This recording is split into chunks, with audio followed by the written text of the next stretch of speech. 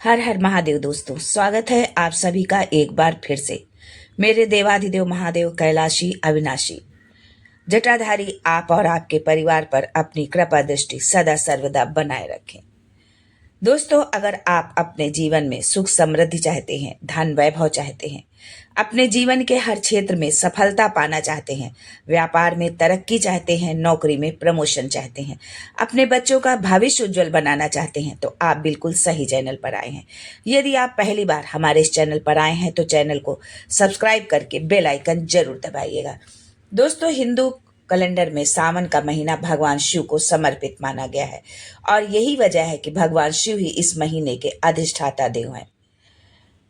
भगवान भोलेनाथ अपने परिवार के साथ इस महीने पर पृथ्वी पर आते हैं और यहीं से ब्रह्मांड का संचालन करते हैं। दोस्तों, ये तो आप सभी जानते होंगे कि भगवान शिव के परिवार में भगवान शिव, माता पार्वती, पुत्र गणेश और कार्तिकेय और उनकी सबसे छोटी पुत्री अशोक सुंदरी है। लेकिन क्या आपको पता है कि उनकी 5 और बेटियां भी थी? सावन मास में उन 5 पुत्रियों के साथ भगवान भोलेनाथ का यदि आप जलाभिषेक करते हैं तो भगवान भोलेनाथ अति शीघ्र प्रसन्न होकर हमें मनोवांछित वरदान देते हैं।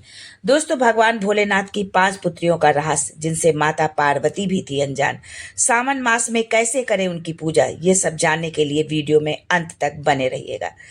लेकिन आगे बढ़ने से पहले आपसे रिक्वेस्ट करती हूँ कि वीडियो को लाइक करिएगा, दोस्तों को शेयर कर दीजिएगा और अगर आपने अभी तक चैनल को सब्सक्राइब नहीं किया है तो चैनल को सब्सक्राइब करके बेल आइकन जरूर दबाइएगा।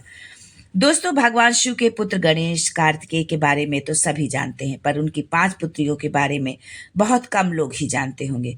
दोस्तों, भगवान शिव जब नीलकंठ पर पहुंचे, आज भोलेनाथ गंगा में स्नान करने के लिए गए।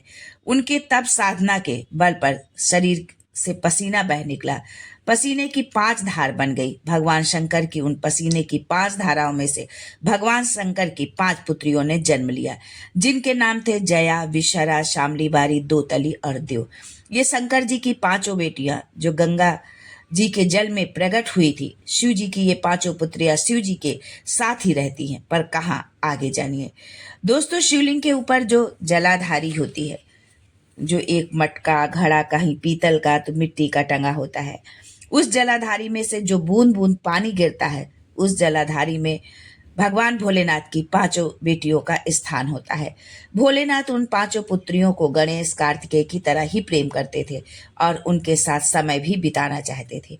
भोलेनाथ को जैसे ही समय मिलता, रोज शाम को गंगा जी पर चले जाते, गंगा जी के तट पर। और माता पार्वती को मालूम नहीं कि भोलेनाथ प्रतिदिन जाते कहाँ हैं। माता पार्वती ने गणेश जी से कहा कि बेटा, पता तो करो कि प्रतिदिन तुम्हारे पिता जाते कहाँ हैं। वैसे तो भोलेनाथ जब भी भ्रमण करने के लिए निकलते हैं, माता पार्वती को साथ में ले जाते हैं, पर अब कहाँ जाते हैं, जो अकेले ही चले जाते हैं, ऐसा पार्वती के मन में विचार उठने लगा।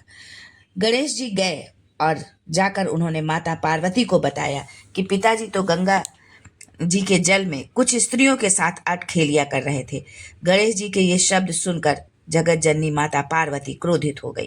क्रोध में लाल माता पार्वती सीधे गंगा तट पर पहुंच गई और जब देखा कि भगवान भोलेनाथ 5 कन्याओं के साथ में जल क्रीड़ा कर रहे हैं, माता पार्वती ने क्रोध में जैसे ही भोलेनाथ को आवाज दी, वैसे ही भोलेनाथ जल क्रीड़ा करते हुए खड़े हो गए और बोले, क्या बात है पार्वती, इतना क्रोध क्यों? पार्वती जी ने कहा, ये स्त्री आपके साथ कौन है? मैं तो पतिव्रता धर्म निभा रही हूँ और आप इन 5 स्त्रियों के संग। माता पार्वती का क्रोध चरम सीमा पर और माता ने अपने केस खोल दिए। ये देखकर भोलेनाथ को लगा कि ये मेरे इन पुत्रियों का वध ना कर दे। भोलेनाथ बोले, शांत हो जाओ देवी, ये मेरी 5 पुत्रियां हैं, मेरी 5 बेटियां हैं। ये सुनकर माता पार्वती स्तब्ध रह गई। बोली, ये 5 पुत्रियां कब प्रकट हो गई? भोलेनाथ ने कहा, जब चौसर खेलते समय मेरे वस्त्र लिए मैं जल में तप करने के लिए बैठा, तप करने से मेरे शरीर से पसीना बह निकला, पसीने से 5 धाराएं प्रकट हो गई। उन 5 धाराओं से गंगा जी की गोद से ये 5 बेटियां प्रकट हुई हैं। उसी समय माता पार्वती ने गंगा जल को हाथ में लेकर कहा, गंगा तू मेरी बहन है, मेरे गर्भ से तो संतान नहीं हुई, पर तूने मेरे बच्चों को पाला पोसा बड़ा किया, इसलिए तेरे घाट पर आने वाला व्यक्ति शंकर जी के साथ तेरा स्मरण करेगा और जो हर हर गंगा बोलेगा उसे तेरे स्नान का पुण्य घर बैठे मिल जाएगा। उसी दिन से गंगा के साथ हर हर शब्द जुड़ गया। दोस्तों, यदि सावन मास में पंचमी तिथि को यदि आप गन्ने का रस तुलसी जी के क्यारे में 7 बार अपना नाम और गोत्र बोलकर छोड़ दो, जिंदगी में 3 साल में करोड़पति बन जाओगे। और अगला सावन जब तक आएगा तब फिर आपको उस सावन मास का इंतजार रहेगा कि फिर हम इस उपाय को करें। शिव महापुराण में वर्णित है कि माता पार्वती के सम्मुख में 5 कन्याओं को देखकर गंगा जी के सम्मुख जब ये बात प्रेषित करी, तब माता पार्वती ने कहा कि ये मेरी 5 बेटियां हैं। माता पार्वती ने 5 बेटियों को गले से लगाया। भगवान भोलेनाथ बोले, पार्वती, ये जल की तरंगों में प्रवाहित होने के कारण इनका शरीर जो है सर्प की आकृति में रहेगा। भगवान भोलेनाथ ने बताया कि जो भी सावन के महीने में मेरी इन 5 पुत्रियों की पूजा करेगा, उन्हें कभी भी सर्प भय नहीं सताएगा, उनको और उनके परिवार को कभी भी सर्प से कोई नुकसान नहीं होगा। यही कारण है कि नाग पंचमी के पर्व पर भगवान शिव की इन 5 पुत्रियों की पूजा होती है। खास करके उत्तर प्रदेश, बिहार राज्यों में नाग पंचमी का त्योहार मनाया जाता है। घर के मुख्य द्वार पर एक तरफ 2 और एक तरफ 3 सांप की आकृति बनाई जाती है, इसीलिए सावन माह में सांपों को मारा भी नहीं जाता है। इन 5 पुत्रियों के अलावा भगवान शिव की 3 पुत्रियां और भी हैं। इसका वर्णन शिव पुराण में भी मिलता है। अशोक सुंदरी, ज्योति या माँ ज्वालामुखी और देवी वासुकी या मनसा। दोस्तों, माता पार्वती को अपना अकेलापन दूर करने के लिए एक पुत्री का साथ चाहिए था, इसलिए उन्होंने शिव जी की छोटी बेटी अशोक सुंदरी को जन्म दिया। अशोक सुंदरी देवी पार्वती के समान ही सुंदर थी, इसलिए उनके नाम के साथ सुंदरी शब्द जोड़ा जाता है। उनको अशोक नाम इसलिए दिया गया क्योंकि वो माता पार्वती के शोक को दूर करने के आई थी। अशोक सुंदरी की पूजा खास करके गुजरात में होती है। भोलेनाथ की दूसरी पुत्री का नाम ज्योति है। उनके जन्म से जुड़ी 2 कहानियां बताई जाती हैं। पहले के अनुसार ज्योति का जन्म भगवान शंकर के तेज से हुआ था और वो उनके प्रभा मंडल का स्वरूप है। दूसरी मान्यता के अनुसार ज्योति का जन्म पार्वती के माथे से निकले तेज से हुआ था। देवी ज्योति का दूसरा नाम ज्वालामुखी भी है और तमिलनाडु में कई मंदिरों में उनकी पूजा होती है। भोलेनाथ की तीसरी बेटी का नाम मनसा था। उनका भी जन्म कार्तिकेय की तरह पार्वती के गर्भ से नहीं हुआ था। पुराणों के अनुसार का मनसा का जब जन्म तब हुआ जब भगवान शिव का वीर कद्रु सर्पों की माँ है जो की प्रतिमा को छू गया, इसलिए मनसा को भगवान शिव की मानस पुत्री कहा जाता है। पौराणिक धार्मिक ग्रंथों के अनुसार मनसा का जन्म कश्यप ऋषि के मस्तक से हुआ। मनसा देवी की पूजा बंगाल में गंगा दशहरा के दिन होती है।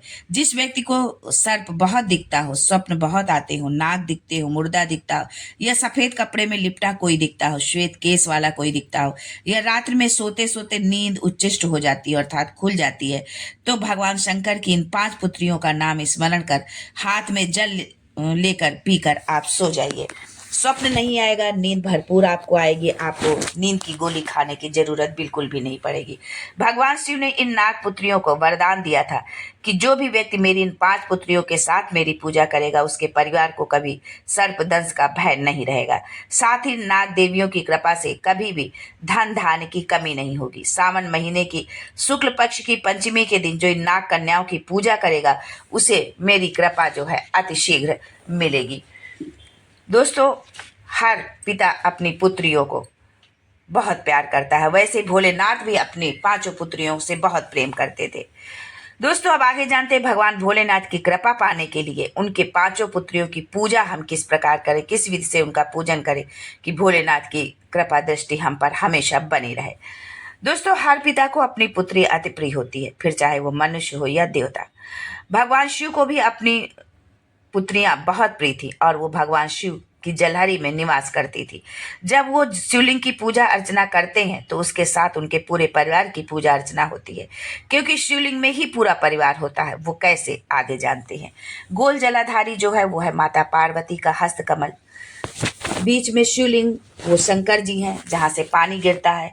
उसके दाहिने भाग में गणेश जी और बाएं भाग में जो है खड़ानन कार्तिकेय का स्थान है। बीच में जहाँ पानी जाता है एक मोटी सी लाइन होती है जो है सांप की आकृति की, वो शंकर भगवान की सबसे छोटी पुत्री अशोक सुंदरी का स्थान। ऊपर से बूंद बूंद पानी जो शिवलिंग पर गिर रहा है वो है शंकर जी की 5 नाग पुत्रियां। इस तरह भगवान शिव की 13 संतान है। शिवलिंग के ऊपर जो जल का पात्र होता है उसमें आप गंगा जल, गाय का कच्चा दूध, सफेद पुष्प, अक्षत और कुछ मीठा मिश्री आदि डालकर जल अर्पित करते हैं तो ये पांचों शिव पुत्रियां प्रसन्न होती हैं। पुत्रियों के प्रसन्न होने से भोलेनाथ अतिशीघ्र प्रसन्न होते हैं और आपकी सभी मनोकामना शीघ्र पूर्ण करते हैं। इसलिए शिव जी पर जल अर्पित करें, उनकी पूजा अर्चना करें, पर साथ ही उनकी 5 पुत्रियों को ना भूलें। यदि आप ऐसा करते हैं तो विषम से विषम परिस्थिति से आप बाहर आ जाएंगे, जीवन आपका खुशहाल हो जाएगा, आपके घर में धन धान्य के भंडार भरे रहेंगे, आपको कभी भी आर्थिक तंगी का सामना नहीं करना पड़ेगा।